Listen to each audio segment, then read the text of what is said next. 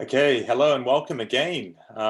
Today's webinar is going to be on vocabulary for IELTS. So the focus of today's webinar will not just be words, but rather how you can prepare in order to sit your IELTS test, some strategies to learn all the different vocabulary that you're going to need on test day. I know that can be really overwhelming.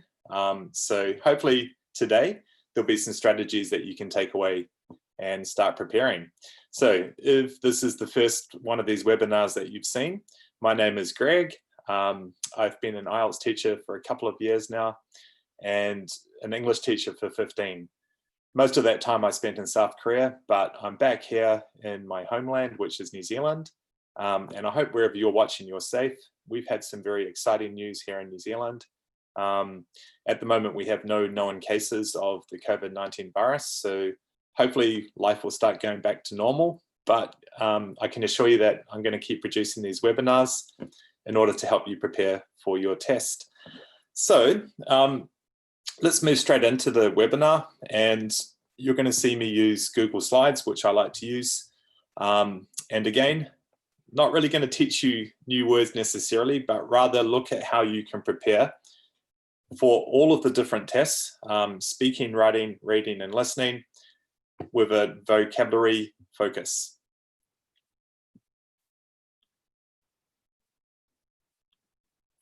Just open this up.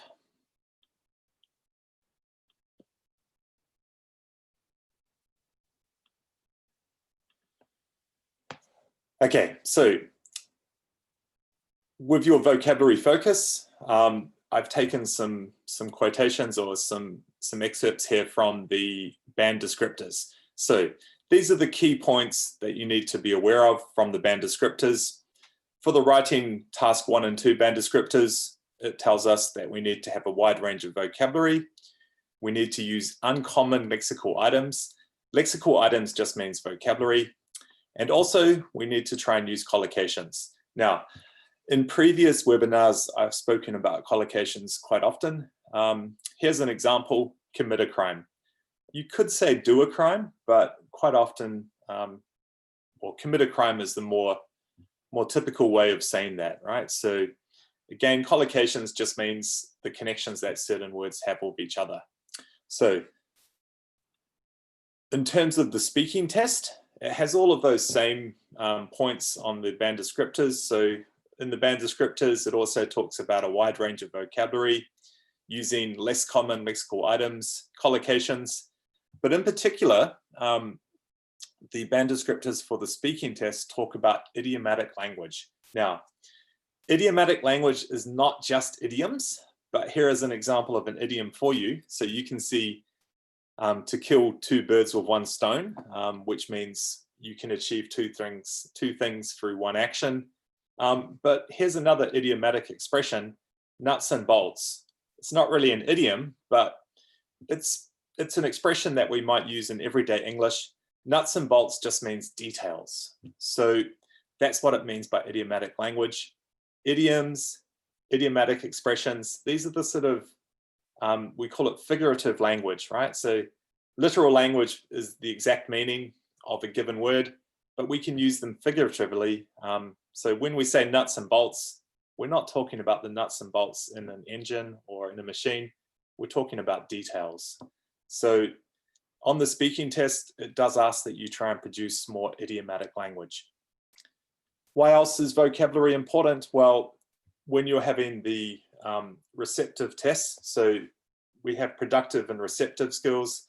So you obviously need to produce language in your writing test and in your speaking test. The receptive skills is where you don't have to produce any language, but you have to understand the meanings of words in the reading and listening tests. So this is why today we have a single focus in this webinar on vocabulary, because you need to have a good knowledge of vocabulary in order to do well in all of the 4 tests. So let's start by taking a look at the writing test. Now, you're going to hear me talk about things that I've mentioned in other webinars. So when you're producing writing, whether it be for writing task 1 or writing task 2, you need to demonstrate to the examiner a wide range of vocabulary. Now, one way you can do this is through using synonyms. What I've done here as a strategy is I've shown you words which you're highly likely to use, whether it be writing task 1 or writing task 2. So in writing task 2, for example, you're probably going to state your opinion. Now, you could say, I think, which is fine, but then you might want to give another opinion later on in the essay. So this is where, to use a range of language, you should have synonyms. So instead of saying I think, I could say I believe, I contend, I argue, I am of the opinion that. So this is one strategy. You know that it's highly likely or almost certain that you're going to use the word think, and then you're going to need to use it again. So instead of using the word think twice, use one of these synonyms. And these are the kind of synonyms that you should really memorize so that on test day, you have a bank of language which you can draw upon, bank of synonyms. Another good example is because. So it's really good to make complex sentences on the writing test. But here are other ways other synonyms for because. So you could say as, since, due to in some cases, as a result of, for the reason that. So what I do notice sometimes is, certain students, they'll use the word because maybe 7 or 8 times throughout their writing. Definitely use synonyms. You don't have to keep repeating the same word. So that definitely is in line with the band descriptors where it asks for a wide range of vocabulary. First is used as a cohesive device, but again, don't just keep repeating the same ones. So you might be making your first point. Instead of saying first, you could say first of all to start with, or if it's your most important point, then you could go with most importantly. So that's my first tip. Think about the kinds of words that you're almost certain to use in your writing, and then develop some synonyms which you can memorize, and on test day, you can use them. So this is what I mean by strategies for your vocabulary. The next one we're going to have a look at is an example straight from one of the grade questions. So now, in previous webinars, I've spoken about this. There are going to be words for a particular question, which in your writing, you're going to have to use or repeat. So an obvious one here is the task of this essay is advantages and disadvantages. So you could say that there's a 1 in 5 chance that on test day, you're going to have to complete an advantages, disadvantage essay yourself. So why not memorize some synonyms for advantages and disadvantages? So I've got down the bottom here, as you can see, for advantages, we can talk about upsides, we can talk about pros, positives, pluses, benefits. On the other hand, for downsides, that's a synonym for disadvantages. We could also say cons, negatives, minuses, or pitfalls. So you're going to find that when you write your own advantages and disadvantages essay, that you're going to need to repeat the words advantages and disadvantages. So again, memorize some synonyms for those keywords. Also, when we actually analyze the question itself, we're told the statement given here is, in some countries, young people are encouraged to work or travel for a year between finishing high school and starting university studies. So when I analyze that question, I realized that young people is going to be a term that I'm going to have to use quite often in order to answer the question. Before I even start writing, then I'm going to think of some synonyms. So what are some other ways of saying young people? So I could say youngsters, I could say high school leavers, high school graduates, young people in their late teens. Then what I do, as I've explained in previous webinars, is I just sort of cycle through those synonyms. What you do want to avoid is using the term young people 7 or 8 times. Again, you're asked to use a wide range of vocabulary. Maybe in terms of this question, another keyword is going to be university or university studies. So here are some synonyms: college, tertiary studies, tertiary institution, higher education, or do a degree, because obviously you need to go to university to do a degree. So have an open mind about different ways that you can express a term like university studies. But again, this is something that you could brainstorm before you start your writing, so that when you do get onto the actual production of the 250 words, you have some synonyms that are all there on the side of your question paper that you've written down ready to use. So this is where it does get difficult. I'm aware of this. Uncommon lexical items. Now, what is an uncommon lexical item? It just means words which are not used often.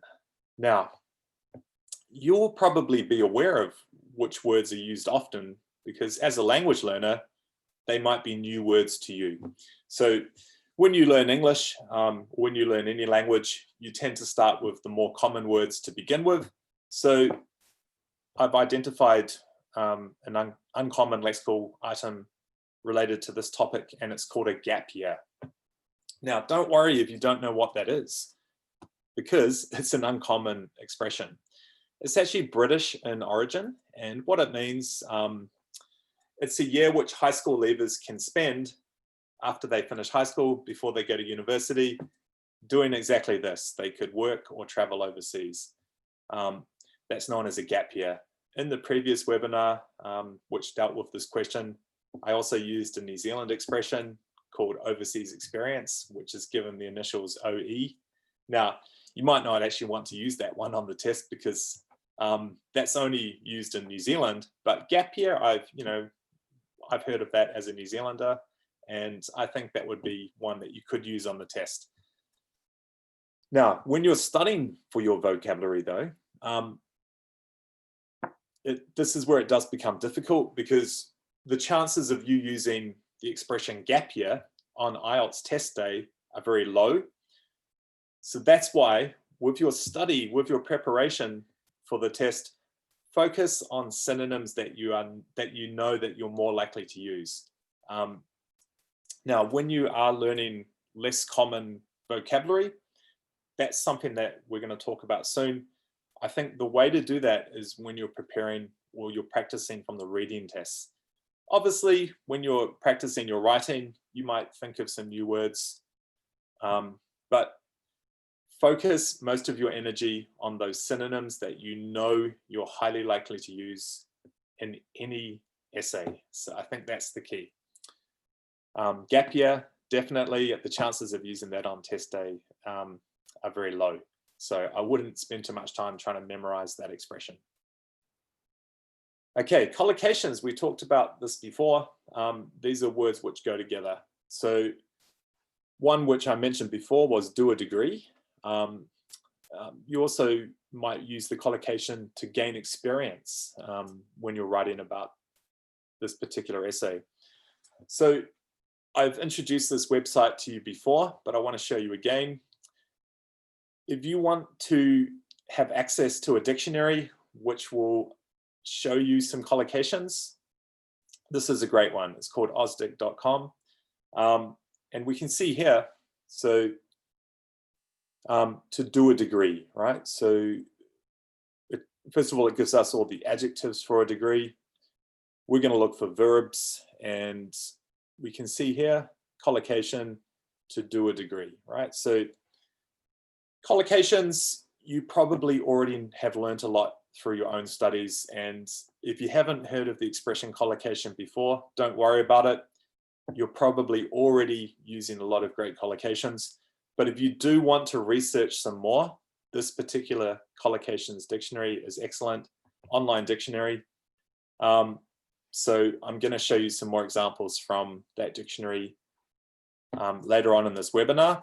Let's take a look at speaking. So again, in the band descriptors, the same emphasis, a wide range of vocabulary. We need to use uncommon lexical items. We need to use collocations. And as I said before, we need to try and incorporate some idioms. Now, if you saw my speaking webinar, this is a review of an answer which I gave when I was examined by Tom. So I was asked to talk about my hometown.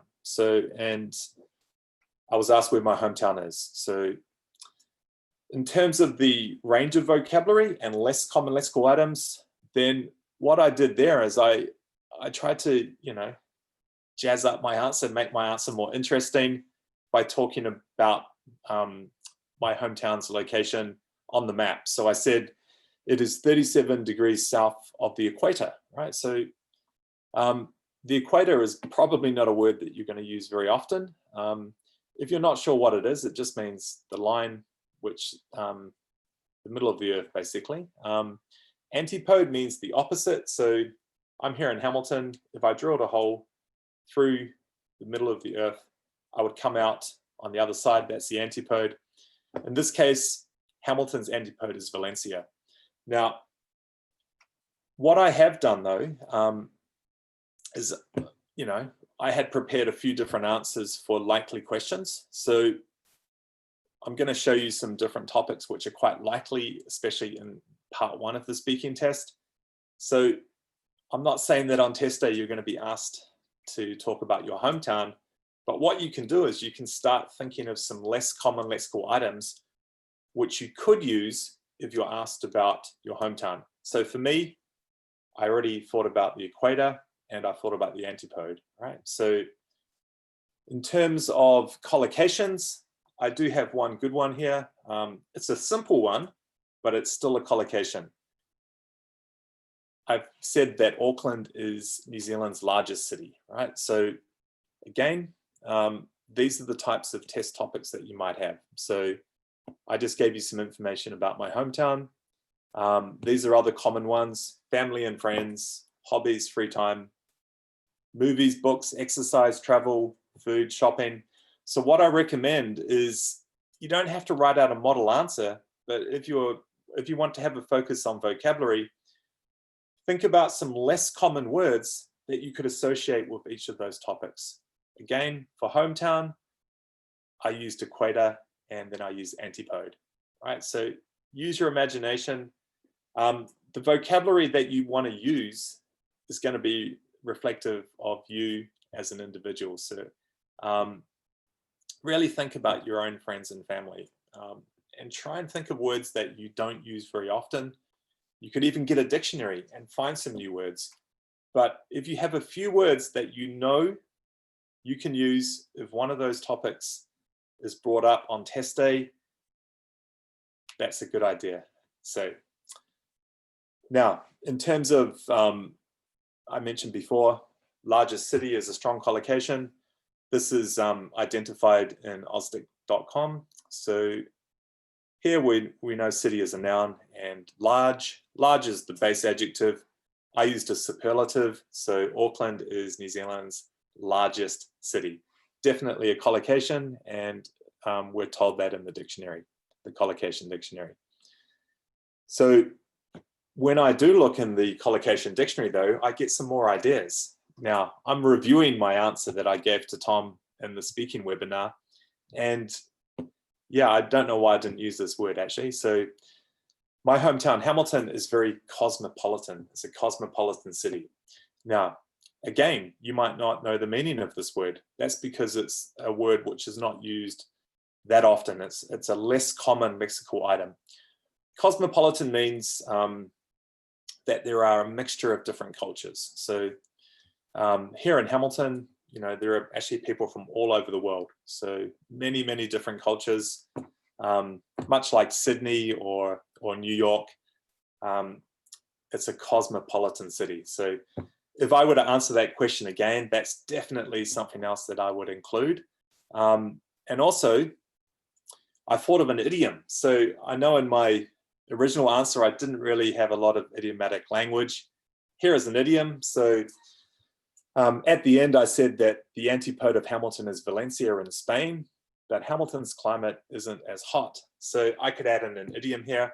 I could say, in fact, it rains cats and dogs in winter. Now, if you've ever been to New Zealand, you'll know that in winter it rains a lot. So to rain cats and dogs just means to have, to rain heavily. So there's a nice idiom.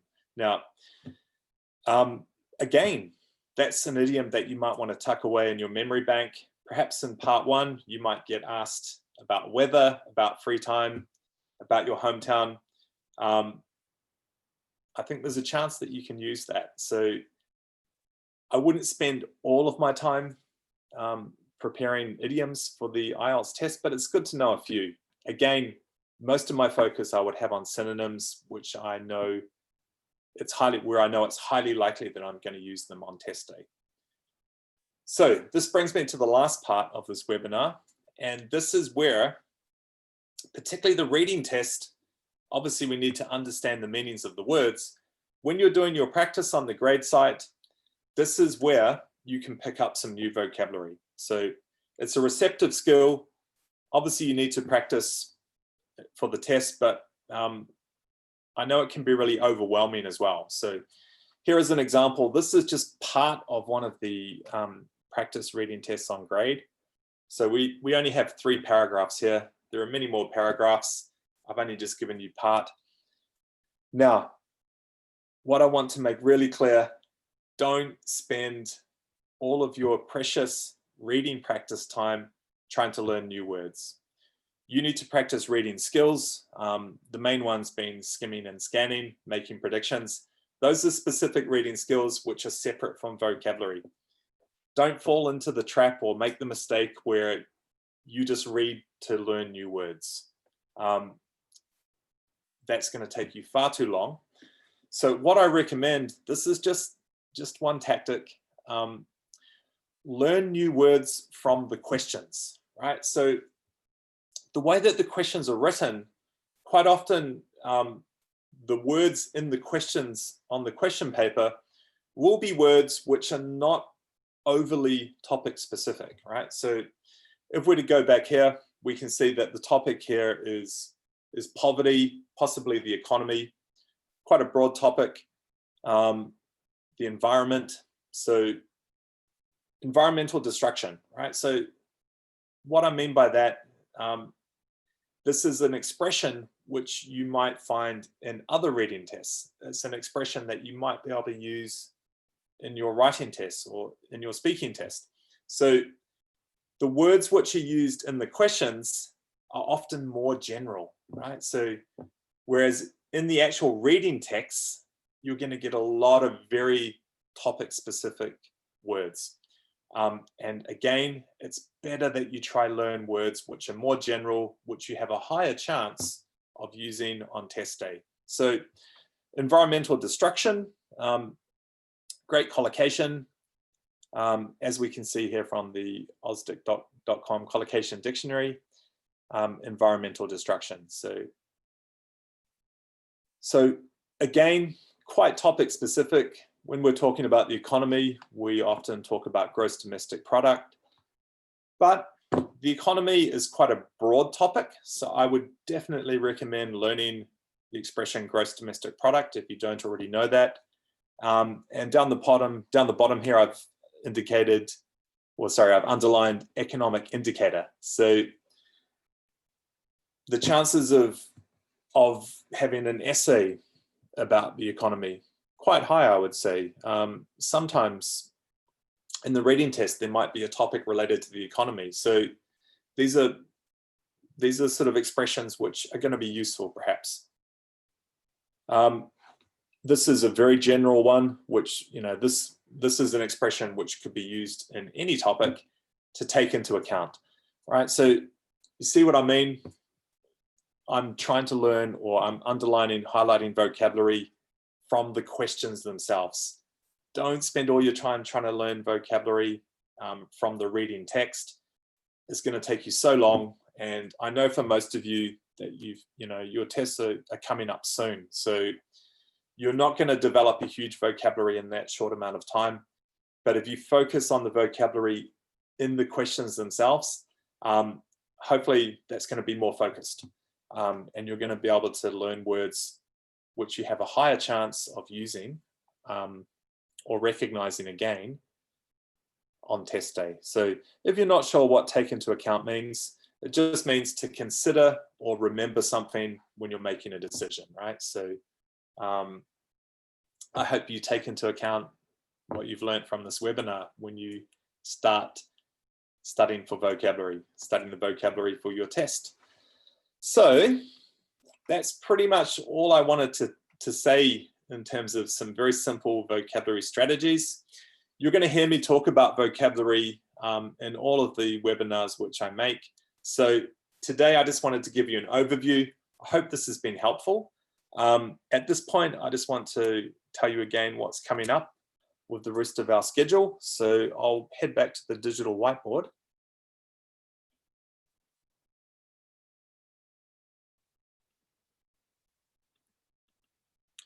Okay, I'll get rid of that. And just let you know again that this Thursday, we have a grade subscribers webinar. So that is June, I'll put here Thursday, June the 11th. And this one is going to be a listening focus. Whoops. Every Sunday we have a replay. So the replay this Sunday is going to be writing task 2. That's June the 14th. Oops. And then next Tuesday, another public webinar, which you can watch on Facebook, on the grade page on Facebook. That's June the 16th. Now, I believe, yes, this is correct. This will be the first public webinar where I'm going to focus on speaking directly. So I've done one of these for the grade subscribers. I'm going to answer another part of the speaking test. So you'll see an examiner ask me questions, just like I've previewed here in this webinar. However, the first speaking webinar that I did, we focused on part 1. We're going to have a look at part 2 of the speaking test, which I know for many people is one of the most difficult parts. It's that 2-minute monologue where you have to, just speak for 2 minutes. So I hope wherever you are that you're safe. Grade subscribers, I really look forward to interacting with you on Thursday. We're going to go through a new listening test. With the replay on Sunday, writing task 2, it's one of the older webinars, but if you watch it live, if you watch the replay live, 1:30 Indian Standard Time, there'll be somebody at the other end who can answer any questions that you might have. Next Tuesday, also webinars are always 1:30 Indian Standard Time, PM. We're going to have a look at speaking test part 2. So take care, stay safe, and I will see you on Thursday, grade subscribers.